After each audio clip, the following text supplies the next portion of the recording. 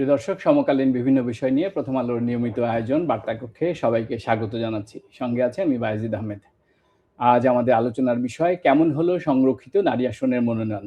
আর এই বিষয়ে আলোচনার জন্য আমাদের স্টুডিওতে আমন্ত্রিত হয়ে এসেছেন রাষ্ট্র সংস্কার আন্দোলনের সভাপতি অ্যাডভোকেট হাসনাত কাইয়ুম। অ্যাডভোকেট কাইয়ুম, আপনাকে স্বাগত জানাচ্ছি। কেমন আছেন? বাংলাদেশের নাগরিকরা যেরকম থাকতে পারে আর কি, আমি এরকম। আমাদের আজকে আলোচনার টপিক কেমন হলো সংরক্ষিত নারী আসনের মনোনয়ন। 50টি আসন মোটামুটি বন্টন হয়েছে, মনোনয়ন চূড়ান্ত হয়েছে। প্রথমে বিএনপি, তারপরে জামায়াত, এনসিপি, স্বতন্ত্র, খেলাফত আন্দোলন, খেলাফত মজলিস সহ মোটামুটি যারা ছিলেন সবারই বন্টন হয়ে গেছে। তো জামাত নেতৃত্বাধীন জোট 77টি আসনের সঙ্গে তাদের বাকি আরো 13টি আসন যোগ হয়েছে। এখন তারা 90 সদস্যের একটি বেশ বড় ধরনেরই বিরোধী দল। অন্যদিকে বিএনপির আসে 260টির মতো। তো যদি এভাবে বলি, জাতীয় সংসদে জামাত এনসিপি নেতৃত্বাধীন যে বিরোধী দল, সেটি তারা কেমন পারফর্ম করছে?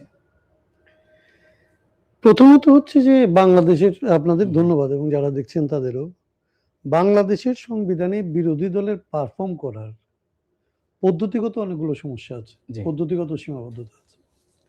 বাংলাদেশের সংবিধান সংসদ পরিচালনার যে প্রসিজিওর, যেটাকে আসলে সংসদীয় কার্যপ্রণালী বিধি বলে বাংলায়, সেইখানে আসলে সংসদ নেতা এবং স্পিকার মিলায় ঠিক করে, বা অর্থাৎ সরকারি দল মিলায় ঠিক করে যে আসলে কি আলোচনা হবে, কখন আলোচনা হবে, কত দূর আলোচনায় কারা অংশ নিতে পারবে, কেমন ভাবে আসলে কি কি বিষয় বিল আকারে আসবে, কি বিল আসবে না, সরকারি বিলের বাইরে, সরকারি দলের বাইরে থেকে যে তা সংসদকে আসলে এফেক্টিভ করা, যে কথাটা বলে অনেক সময় আমাদের এখানে, এইটা হচ্ছে কার্যত এখানে প্রায় অসম্ভব।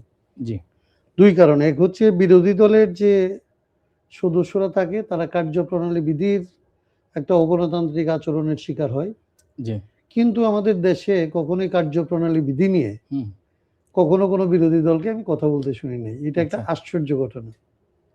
আরেকটা বড় রকমের ব্যাপার হয় যে আসলে সরকারি দল বলে যারা থাকে তারাও আসলে 70 অনুচ্ছেদের কারণে এটা আসলে এক ধরনের পুতুল নাচের মতোই, তারা ফ্লোর ক্রসিংটা হয় না, কিন্তু তারা কোনো আলোচনায়ও কার্যকর আলোচনা করতে পারে না। মানে সরকারি দল একটা বিল আনলো, সে বিলের একটা আইনের জন্য প্রস্তাব করলো, সাধারণভাবে সে আইনটাকে সমর্থন করাই তার কাজ থাকে। একেবারে এই 2 মাসের অভিজ্ঞতা যদি বলেন, তাইলে ইলিয়াস আলীর স্ত্রী, যিনি আসলে সংসদ সদস্য হিসেবে নির্বাচিত সংসদ সদস্য সিলেট থেকে, উনি সরকারি দলের সদস্য।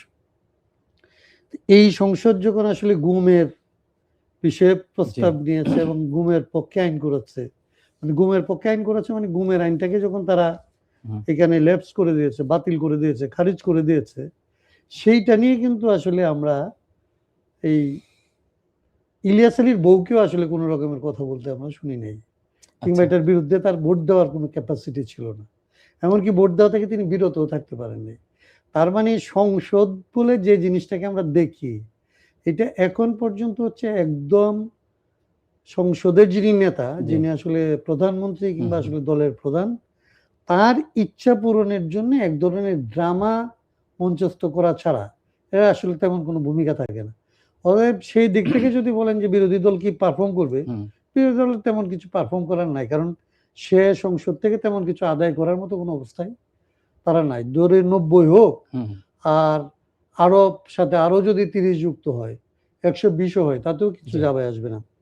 এইখানে 151 আসন হইলেই সরকার গঠন করা সম্ভব এবং সরকারের পক্ষে যে কোনো আইন বানানো সম্ভব।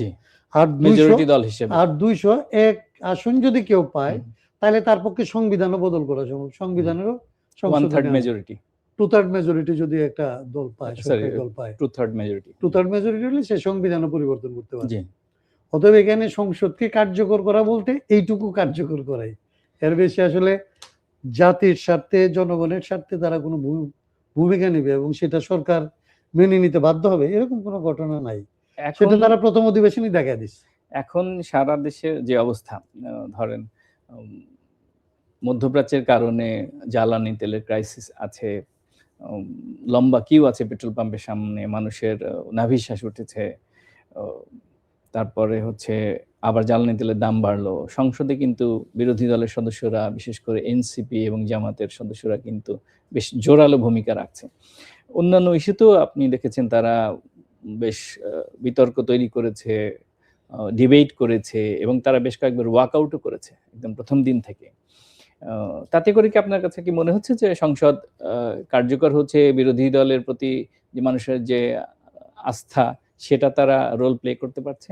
এইটুকু যদি বলেন যে আসলে এইগুলি নিয়ে সংসদে আলোচনা উত্থাপন করা এবং এটা নিয়ে আসলে তাদের তারা যে বিরোধী অবস্থানে আছে সেটা দেখানো, কিংবা ওয়াকআউট করা, এইটা যদি আপনি সংসদের কাছ থেকে এই ভূমিকাটাকে যদি কার্যকর ভূমিকা মনে করেন তাইলে ঠিক আছে। কিন্তু যদি আসলে ধরেন এই সংসদকে কি করতে হতো যদি আসলে এই সমস্যার সমাধান করতে হয়, তাহলে আপনার দেখেন এখানে জ্বালানির ক্ষেত্রে যেইখানে জ্বালানির সংকট হওয়ার কথা সেইটা তো কিউতে হওয়ার কথা না। কিউ হচ্ছে আপনার কি নিয়ে? কিউ হচ্ছে আপনার রক্তের নিয়ে, কিউ হচ্ছে আপনার পেট্রোল নিয়ে, কিউ হচ্ছে আপনার ডিজেল নিয়ে। এই সরকার কি আসলে বলতে বাধ্য হয়েছে কখনো যে কেন তার বিপিসি আসলে এই অকটেন কিনে নাই? বাংলাদেশ পেট্রোলিয়াম কর্পোরেশন এইখান থেকে যারা আসলে এই পেট্রোল অকটেন যেটা আসলে তারা প্রসেস করে সেইটা কেন মজুদ হচ্ছে, সেটা কেন জমে আছে, আর রাস্তায় কেন কিউ হচ্ছে, কিংবা যারা কিউর বাইরে, কিউটার কারণটা কি? তাইলে আসলে এগুলি কারা সংগ্রহ করতেছে, কোথায় আছে, সেখানে সরকারি দলের লোকজনের পৃষ্ঠপোষকতা আছে কিনা, মানে সরকারের নিজের বিভিন্ন প্রতিষ্ঠানের পৃষ্ঠপোষকতা আছে কিনা, না হয় এখানে আসলে জ্বালানির ঘাটতি হচ্ছে কেন? মন্ত্রীরা তো বলতেছে যে এখানে সবচেয়ে বেশি মজুদের সময় এখন, তারা বলতেছে কোথাও কোনো ইয়ে নাই, এবং একজন মন্ত্রী তো বলতেছে উনি 10টা পেট্রোল পাম্প উনি নাকি ভিজিট করে দেখেছেন, কোথাও উনি আসলে কোন গ্রহে ছিলেন, কোন গ্রহের মানুষ, কোথায় আসলে উনি ভিজিট করছেন, ওনার কাছ থেকে কি নাম আদায় করা গেছে যে আসলে আপনি যে 10টা ভিজিট করলেন 5টা পেট্রোল পাম্পের আপনাকে নাম বলেন? কিন্তু এটা তো আদায় করা যায়। ওই কথা নিয়ে কিন্তু বেশ আলোচনা হয়েছে।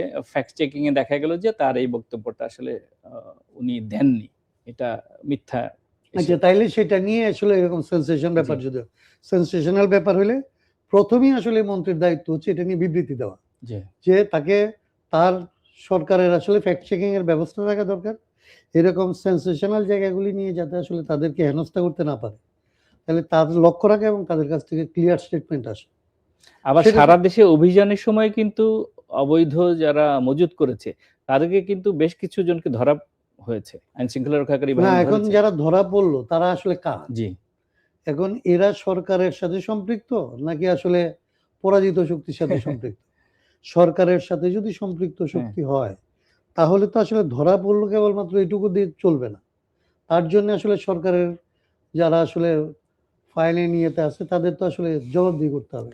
আপনি দেখেছেন দেশব্যাপী তীব্র লোডশেডিং, গ্রামে লোকজন বলছে যে ঢাকার লোকজন তো বিদ্যুৎ অনেক পায়, গ্রামে নাকি বিদ্যুৎ আসে, তো সেক্ষেত্রে 7-8 ঘন্টা নাকি এরকম সোশ্যাল মিডিয়াতেও আসছে, গণমাধ্যমে কিন্তু রিপোর্ট হচ্ছে যে গ্রামে প্রচুর লোডশেডিং হচ্ছে। তো আইন শৃঙ্খলা রক্ষাকারী বাহিনীর তৎপরতা, বিভিন্ন জায়গায় মব হয়, তারপরে হচ্ছে আজকেও সারা দেশে 11 জনের মৃত্যু হয়েছে। নওগাঁতে একই ফ্যামিলিতে 4 জন, কক্সবাজারে 3 জন এবং বাকি আরেকটি জেলায় বাকি মানুষ মারা গেছে। এরকম কিন্তু ঘটছে, প্রতিদিনই ঘটছে। সার্বিক আইন শৃঙ্খলা পরিস্থিতি, তারপরে হচ্ছে যে এই বিদ্যুতের লোডশেডিং, এটা নিয়ে কি সংসদে সরকারি দল এবং বিরোধী দলের যেভাবে ভূমিকা রাখা দরকার ছিল, জবাবদিহিতা তৈরি করা, ঠিক আছে, অ্যাকাউন্টেবল করা, ঠিক আছে, কারণ সাধারণ মানুষকে তো এই সেবাটা দিতে হবে, বিদ্যুৎ অধিকার আমার। সেক্ষেত্রে কি দেখেন জোরালো বক্তব্য তারা রাখছেন? বক্তব্য রাখতে পারে কেউ কেউ, আমি এটাকে ধরেন এইটা আসলে সংসদের জোরালো অবস্থান, সংসদের কার্যকরিতা নির্ভর করে আসলে সংসদ কতটা মানুষের সংকট সমাধানের ক্ষেত্রে ভূমিকা নিতে পারে। আমি ধরেন এক কথা বলেও যদি সংসদে সরকারি দল যদি তাতে রেসপন্স করে সেটাই হচ্ছে কার্যকর ভূমিকা। আমি 100টা কথা বললাম কিন্তু তিনি কেবলমাত্র জবাব দিয়ে গেলেন এবং এখানে এটা দেখা গেল এটা আসলে সংসদের কার্যকরী ভূমিকা না। আচ্ছা। তো আমরা মনে করি যে সংসদে তর্ক হচ্ছে কিনা, সরকারি দলকে বিরোধী দল আসলে প্রশ্ন করতেছে হুম, কিনা, হুম, এটা একটা পার্ট। কিন্তু এইটুকু হইলে এর মধ্যেই থাকবে, আসলে কোনো কার্যকর হবে না। আমি যেটা হুম, বলছি, হুম, সংসদকে কার্যকর করার অর্থ হচ্ছে যে দেশের সমস্যা মানে সম্ভাবনা যেগুলি আছে এইগুলি সংসদের মাধ্যমে আপনি সমাধান করতে পারতেছেন কিনা, সংসদে বললে মন্ত্রীর এটাতে ভূমিকা রাখতে হচ্ছে কিনা। জি। এখন আপনার ধরেন দুইটা জায়গায় যদি আমি বলি কেবলমাত্র, আমরা দেখবেন যে জ্বালানি মন্ত্রণালয় থেকে এখন পর্যন্ত হুম, বিদ্যুতের লোডশেডিং এর একটা কারণ খুব স্বাভাবিক জি। যে জ্বালানি মন্ত্রণালয় প্রয়োজনীয় জ্বালানি পাচ্ছে না বিদ্যুৎ উৎপাদনের জন্য, অথবা তাদের উৎপাদন হওয়ার পরে কেন যাচ্ছে না আমি জানি না। কিন্তু আমার নিজের ধারণা, হুম, আমার কাছে কোনো ক্লিয়ার পিকচার নাই। আমার নিজের ধারণা যে পরিমাণ বিদ্যুৎ আমাদের উৎপাদন প্রয়োজন জি। এই মুহূর্তে, এইটা তারা আসলে তেলের অভাবে, হুম, ওইখানে তেলের অভাব আছে। অকটেনের অভাব না থাকতে পারে, পেট্রোলের অভাব না জি। থাকতে পারে, কিন্তু ওইখানে তেলের অভাব আছে এবং সেই জন্যে হয়তোবা তারা পুরো উৎপাদনে যাচ্ছে না। কিন্তু আমাদের তো এটা হচ্ছে একদম পিক সিজন, আমাদের জি। ইরিগেশনে লাগবে, হুম, আমাদের গরমের জন্য, বাচ্চাদের জন্য লাগবে, পড়াশোনা, পরীক্ষা এটার জন্য লাগবে, মানে এখন সবচেয়ে বেশি বিদ্যুৎ আমার লাগবে। জি। তো সেটা হচ্ছে না, আপনার মন্ত্রী আসলে সেই ভূমিকা নিচ্ছেন। হুম, হুম, আর স্বরাষ্ট্রমন্ত্রী যেটা মবের কথা বললেন, আইন শৃঙ্খলা রক্ষা করার, স্বরাষ্ট্রমন্ত্রী তো ওনার মন্ত্রণালয় ছাড়া হুম, আইন মন্ত্রণালয় বলেন, সংসদ এবং ইয়ের মন্ত্রণালয় বলেন, যার যার যা কিছু পুরো সরকারের সবকিছু নিয়ে উনি সজাগ। কেবলমাত্র ওনার জায়গায় ওনার পারফরমেন্স কি, এইটা বিরোধী দল তার কাছ থেকে কোনো কিছু আদায় করতে পারতেছে বলে মনে হয় না।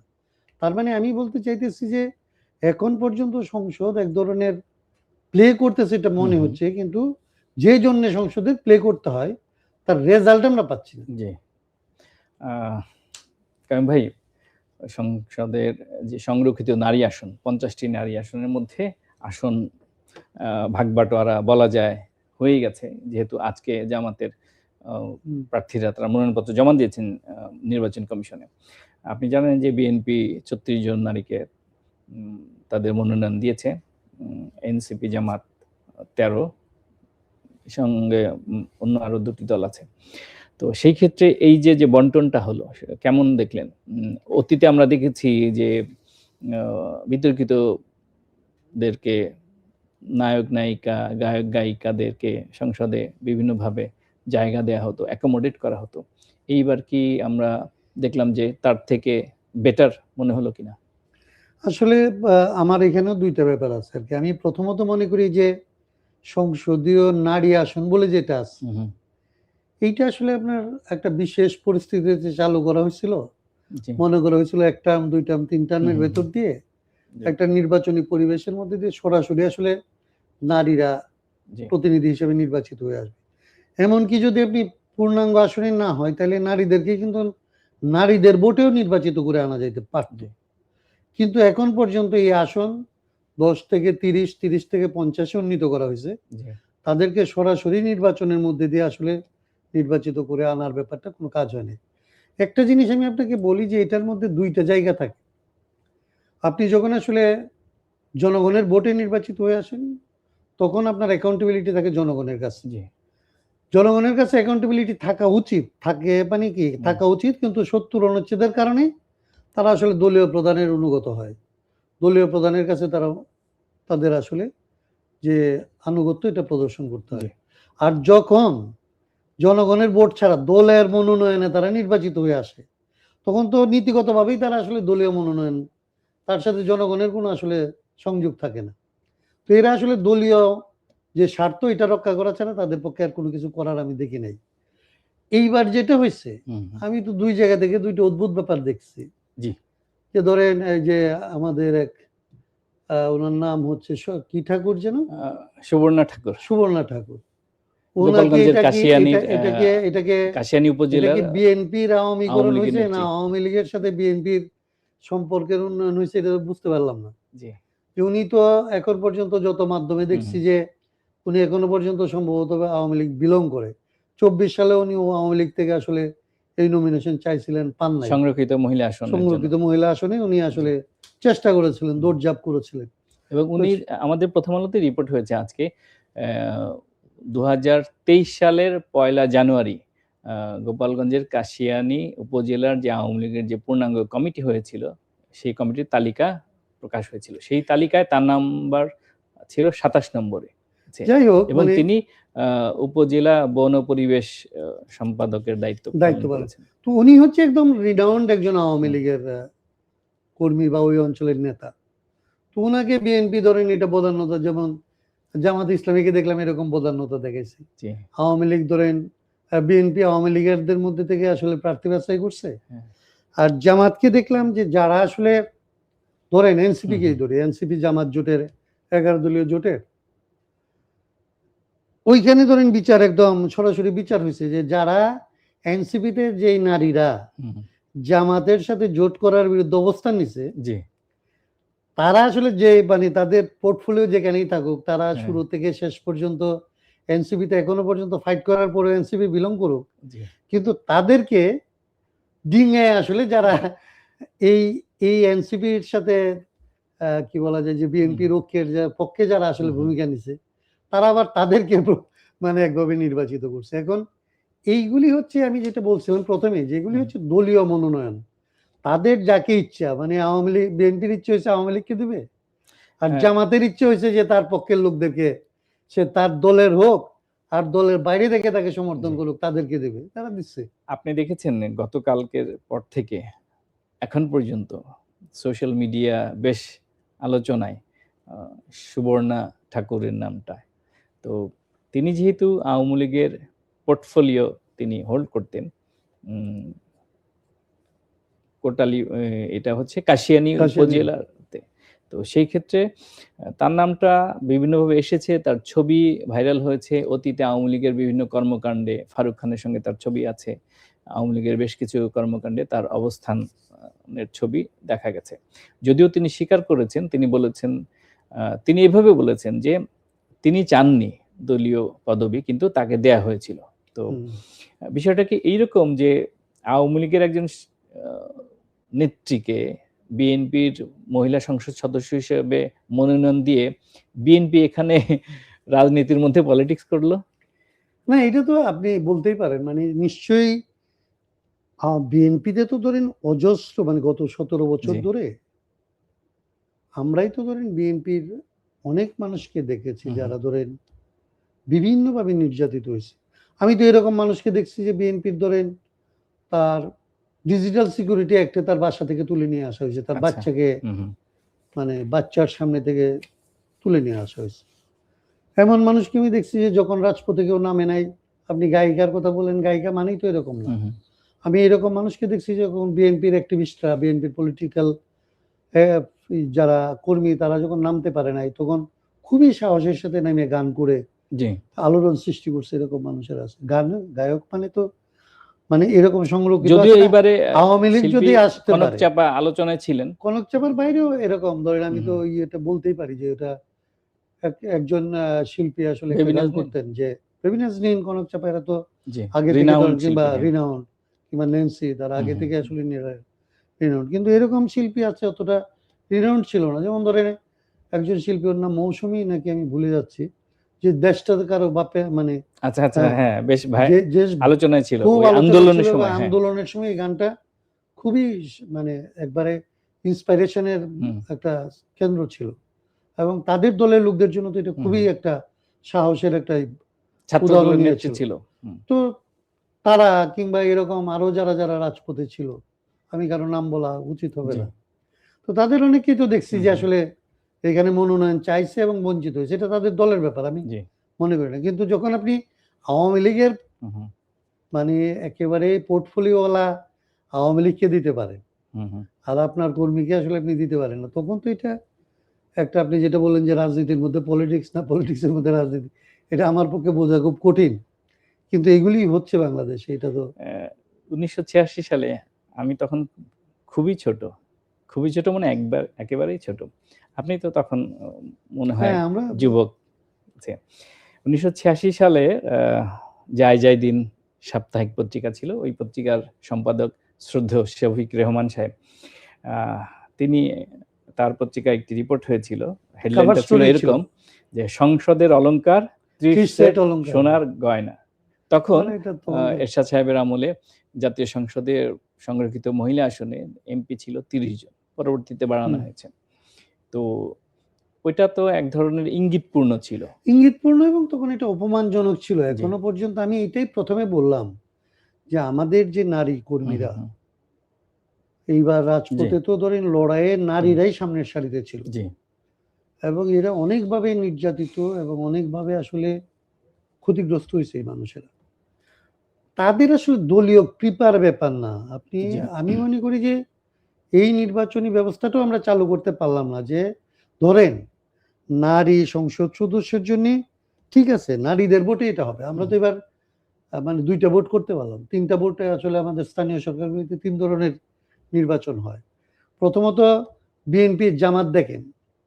জামাত কোনো একজন মানে আমাদের যখন এবার এই জাতীয় সনদ, জুলাই জাতীয় সনদ নিয়ে বিএনপির অঙ্গীকার ভঙ্গের অভিযোগ যখন উঠে, তখন এটাও উঠে যে জামাতে ইসলামীর যে অঙ্গীকার ছিল বা এখানকার জাতীয় সনদের যে অঙ্গীকার ছিল যে প্রত্যেক দল তার 5% অন্তত নারী প্রার্থী করবে, জি। সেইখানে আসলে তারা একেবারে পরিষ্কার করে একজনকেও প্রার্থী করবে না, এটা তারা ঘোষণা দিয়ে নামলো। আচ্ছা। এখন যখন আসলে এই সংরক্ষিত আসনের জায়গা আসলো, তখন কিন্তু ঠিকই তারা তাদের 8টি আসন 8টি নিয়েছে। আসন তারা নিছে এবং তারা সেই সমস্ত মানুষদেরকে আসলে তারা অন্যদের বেলায় আমরা যদি দেখি, কিন্তু 11 জামাত দলীয় একটি ভালো কাজও করেছে। একদম 11 দলীয় জোটের বেলায় আমার কাছে শহীদের যেটা মাকে দিয়েছেন মনোনয়ন। এটা নিশ্চয়ই এটা নিঃসন্দেহে একটা ভালো কাজ করছে। কিন্তু 11 দলীয় জোটের ব্যাপারে আমরা যেটা দেখলাম যে এমনকি তাদের 8 জনকে তারা সিলেক্ট করছে বিষয়টা এরকম না। আমরা দেখলাম যে 11 দলের তাদেরকে আসলে সিলেক্ট করা হয়েছে। আর 11টা আর এই প্রত্যেকটা আসনে জি। অন্যদের জন্য যাদেরকে সিলেক্ট করছে সেটাও আপনি দেখবেন যে জামাতে ইসলামী তার ইন্টারেস্টের জায়গা থেকে ওই দলগুলিকে ডিক্টেট করতে সক্ষম হয়েছে। তাদেরকেই আসলে তারা পাঠাইছে সংসদে, যাদেরকে তারা জামাতের মতোই তাদের জন্য বিশ্বস্ত এবং তাদের জন্য ব্যবহার করতে পারবে বলে মনে করে। তো সেই দিক থেকে এই ব্যাপারটা রাজপথে যারা লড়াই করছে তাদের জন্য অপমানজনক। এই পদ্ধতিটা অপমানজনক। আপনি দেখেছেন যে বিএনপি ছাত্র দলের বেশ কয়েকজন নেত্রী, সম্মুখ সারির নেত্রীকে এবং সাবেক নেত্রীকে তারা মনোনয়ন দিয়েছে সংরক্ষিত নারী আসনের জন্য। তো এটি নিশ্চয়ই ইতিবাচক দিক। অবশ্যই। এটা অবশ্যই। যারা লড়াই করছে, যারা লড়াইয়ের সাথে ছিল বিভিন্ন ফর্মের লড়াই হয়তো। তো রাজপথে যারা ছিল তাদের অগ্রাধিকার আছে যদি তারা এটা করে। কিন্তু রাজপথে লড়ে নাই, যারা গান করে লড়ছে কিংবা যারা লেখালেখি করে লড়ছে কিংবা যারা অন্য সেক্টরে লড়ছে, তারা তো এমনকি নির্বাচন করেও অনেকে জিতে আসছে। তাদের মধ্যে থেকে আসতে পারতো, এটা নিয়ে আমার কোনো এবং বগুড়ার যেই আলোচিত ভদ্রমহিলা বিএনপি নেত্রী যিনি কনক চাঁপার সামনে এক ধরনের সিনক্রেট করেছিলেন গণমাধ্যমের সামনে, বিএনপির কেন্দ্রীয় নেতৃত্ব কিন্তু তাকে বঞ্চিত করেনি। অনেকেই ভেবেছিল তাকে বোধহয় মনোনয়ন নাও দিতে পারে, কিন্তু তাকে কিন্তু দিয়েছে। তিনি যেহেতু মাঠের পরীক্ষিত নেত্রী ছিলেন। না সেটা ঠিক আছে, সেটা ঠিক আছে, মানে এটা তাদের দলের ব্যাপার এবং ওনারা দল যেটা ভালো মনে করছে। কিন্তু আমি মনে করি যে এই সিন ক্রিয়েট করা এইটা যতই একদিক থেকে সাহসের ব্যাপার হোক, আপনার সাহসটা হচ্ছে স্থান কাল পাত্র নিরপেক্ষ না। আপনি লড়াইয়ের সময়ে আপনি সাহস করে সামনে যাবেন, এটাই হচ্ছে সাহসের লক্ষণ। আবার যখন আপনার শান্তিপূর্ণ অবস্থান, তখন আপনার বিপক্ষে সিদ্ধান্ত গেলেও এটাকে আপনি দলের জন্য মেনে নিতে পারেন, এটাও হচ্ছে আপনার সাহসেরই লক্ষণ। এর কিন্তু আগে আমাদের দেশে এটা মনে করা হয় না। বিএনপির সংরক্ষিত আসনের এমপি ছিলেন ব্যারিস্টার রুমিন ফারহানা। তিনি এবার স্বতন্ত্র নির্বাচন করে বিজয়ী হয়েছেন। গতকালকে জাতীয় সংসদে জ্বালানি তেলের ক্রাইসিস ইস্যুতে তিনি মন্ত্রীর এক ধরনের সমালোচনাই করছিলেন। তিনি বলছিলেন যে মন্ত্রী বলছেন জ্বালানি তেলের সংকট নাই, কিন্তু তাহলে এত লম্বা লাইন কেন, এত ক্রাইসিস কেন? তো তিনি ব্যারিস্টার রুমিন ফারহানা যখন বক্তব্য দিচ্ছিলেন, তখন ট্রেজারি বেঞ্চ থেকে বিএনপি দলীয় সংসদ সদস্যরা নানা রকম অঙ্গভঙ্গি করছিলেন বলে অভিযোগ উঠেছে এবং বিরোধী দলীয় নেতা সংসদে কালকে এটা বক্তব্য দিয়েছেন। আপনি দেখেছেন, গণমাধ্যমে রিপোর্টও হয়েছে। এই যে একজন নারী তিনি সংসদে যৌক্তিক ইস্যুতে যখন কথা বলেন, তখন তাকে হিউমিলিয়েট করার চেষ্টা করা, নানানভাবে টেবিল চাপড়ানো, বাধা দেয়া, ঠিক আছে? এগুলো এতে করে কি মনে হয় যে নারীদের প্রতি একটু এক ধরনের হিউমিলিয়েট করা? না, এইটা তো ধরেন ২ রকমের। এক হচ্ছে রুমিন ফারহানা তো বাংলাদেশের রাজনীতিতে মানে গত সংসদে বিএনপি তো এই সংসদ বর্জন করে নাই। জি। এই সংসদে যারা ৭ জন আসলে অথবা ৮ জন এমপি হ্যাঁ, ছিল। যারা ছিলেন, তাদের মধ্যে তো রুমিন ধরেন খুবই সক্রিয় ভূমিকা জি, জি। পালন করছে। আমরা যেটাকে এবং বলি ফাটিয়ে দেয়া, একদম সংসদে ধরেন ফাটিয়ে দিতেন। তো ওর জায়গা থেকে ও খুবই সক্রিয় ছিল জোরালো এবং ভূমিকা রেখেছেন। জোরালো ভূমিকা পালন করছে। এইবারও ধরেন তার অনেকেই মনে করছিল বিএনপির জায়গা থেকে তো হুম, হুম। তার মানে মনোনয়ন পাওয়াটা স্বাভাবিক ব্যাপার মনে করতেন অনেক। আমি যদিও মনে করি যে দলের সিদ্ধান্ত দলের ব্যাপার। কিন্তু হুম, এইটা তো রুমিন প্রমাণ করছে যে আসলে তার নিজের হুম, যোগ্যতায় হুম, এত বড় একটা দলের মনোনীত প্রার্থীর বিরুদ্ধে দাঁড়ায়া এবং সকল ধরনের বিভিন্ন রকমের চক্রান্ত হয়েছে হুম, তার হুম, সিটে। তো সেগুলিকে মোকাবেলা করে এবং তার প্রতিপক্ষ যিনি হুম, ছিলেন, হুম, এই সময়ে যে ডানপন্থীদের যে উত্থান হুম, হুম। এবং এই ধর্মের রাজনীতিতে যে উত্থানের যারা আসলে জি, জি। বিরাট ভূমিকা পালন করছে, এরকম একজনের বিরুদ্ধে দাঁড়ায় একজন নারী হিসাবে কোনো রকমের কম্প্রোমাইজ না করে নারীর চাইতেও বেশি আসলে রাজনৈতিক কর্মী হিসাবেই কিন্তু রুমিন উঠে আসছে। জি। সেখানে সে নারীর কোনো প্রোটেকশন, নারী হিসেবে কোনো বাড়তি সিম্পেথি এগুলি সে চেয়ে ওইখান থেকে নির্বাচিত হয় নাই। এখন মাঠের মানুষ যাদেরকে সম্মান হুম, দেখাইতে হুম, পারছে, মাঠের মানুষ যাকে ভোট দিতে পারছে, তিনি যখন সংসদে এসে কথা বলতে গিয়ে হুম, সংসদ সদস্যদের দ্বারা হিউমিলিয়েটেড হয়, হুম। তখন আপনি যেটা ১ম এ বলছিলেন না যে এই সংসদকে প্রাণবন্ত কিংবা আসলে কার্যকর কিনা? জি। তখন এটা মনে হয় যে কার্যকারিতা সংসদের কার্যকারিতার জায়গা যদি ধরেন, হুম, সেটা হচ্ছে সাংঘাতিক রকমভাবে আসলে সংসদের কার্যকারিতার বিপরীত ভূমিকাটা পালন করে। জি। এই সংসদ সদস্যরা মানে প্রকারান্তরে প্রমাণ করে যে তারা সংসদ সদস্য হওয়ার যোগ্য না।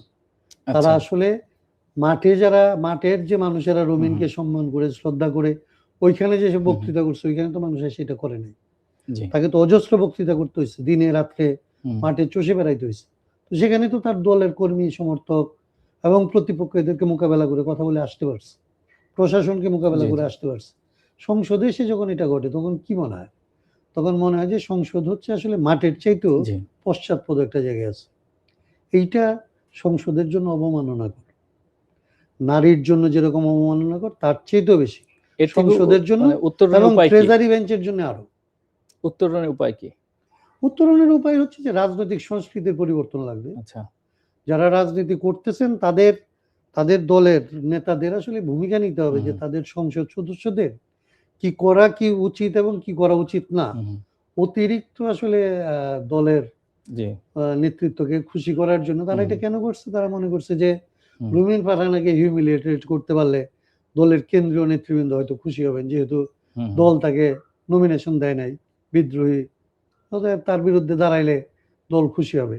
তো দলের এটা বুঝাইতে পারা উচিত যে আসলে এই রকমের কাজ করলে দল ক্ষতিগ্রস্ত হয় এবং দলের কেন্দ্র ক্ষতিগ্রস্ত হয় এবং দলের নেতৃবৃন্দের এদেরকে থামানো উচিত। এখন তো নারী সংসদ সদস্য সংসদে খুবই কম। তো এই যে ৫০ জন ১২ই মে নির্বাচনের মাধ্যমে অলমোস্ট বলা যায় যে বিনা প্রতিদ্বন্দ্বিতায় তারা আসবেন সংসদে। তো তারা সংসদে আসবেন। তো তাদের কাছে আপনাদের কি প্রত্যাশা থাকবে? যে এখন ব্যারিস্টার রুমিন ফারহানারা যেভাবে আ নানানভাবে আ প্রতিবন্ধকতার শিকার হন, সেটি কি মনে করেন যে সামনে আরো বাড়তে পারে? যখন আমি এটা জামাত আশা করতে এনসিপির চাই সদস্যরা সংসদে আমি আশা করতে থাকবে? চাই এটা কমবে। আমি আশা করতে হুম, চাই হুম, মানে বাংলাদেশে একটা অভ্যুত্থানের পরের সংসদ তার মানে ব্যাপক আকারে যে ধরনের সংস্কারের হুম, আমরা হুম। চিন্তা করছিলাম রাজনীতিতে, অর্থনীতিতে, সেটা কি এসেছে? রাষ্ট্রে সেইটা যেহেতু সেটা হয় নাই। হুম, হুম, কিন্তু আমি বিশ্বাস করি গুরুত্বপূর্ণ জায়গাগুলি না হইলেও হুম, কসমেটিক সার্জারির মতো জি, এক ধরনের সৌন্দর্য বর্ধনের কাজ অন্তত হুম, তাদেরকে করতে হবে এবং সেইগুলি হচ্ছে নারীর প্রতি তাদের সংবেদনশীলতা দেখানো, নারীকে সম্মান এবং মর্যাদা দেওয়া। এই কাজগুলি হয়তোবা আসলে এই সংসদ চারপাশ থেকে সমালোচনা হইলে এগুলি করবে এবং তাদের মধ্যে যেহেতু অনেকে আসলে রাজপথে হুম, লড়াই হুম, করে উঠে আসা মানুষ, তাদের কাছ থেকে আমরা আশা করব যে যদি সংবিধানের সংশোধনীও তারা করে, জি, সংস্কার করে বা কি করে এটা ১৮০ দিনের মধ্যে পরে বোঝা যাবে। তো সেইটা যদি হয়, তাদের যদি কথা বলার সুযোগ হয়, তারা আসলে এটা ভূমিকা পালন করতে পারবে বলে আমি বিশ্বাস করতে চাই। কারণ বাকিটা জি। হচ্ছে আসলে আমার সময়ের উপর নির্ভর আমার করছে। আশা প্রায়ই ধরেন হতাশায় পরিণত হয়। জি।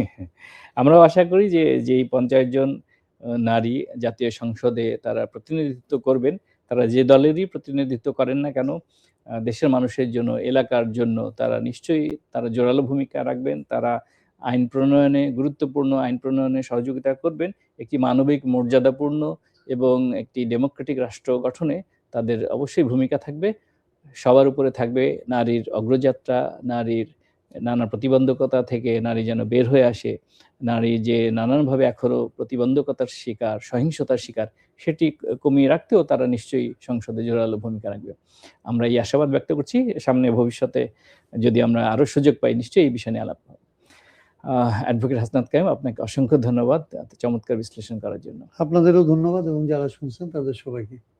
প্রিয় দর্শক, কথা বলছিলাম রাষ্ট্র সংস্কার আন্দোলনের সভাপতি অ্যাডভোকেট হাসনাত কাইয়ুমের সঙ্গে। আমরা কথা বলছিলাম কেমন হলো জাতীয় সংসদে সংরক্ষিত নারী আসনের মনোনয়ন। অনুষ্ঠানটি যারা দেখতে পাননি তারা দেখতে পাবেন প্রথম আলোর ফেসবুক পেজ, ইউটিউব চ্যানেল এবং প্রথমআলো.com এ।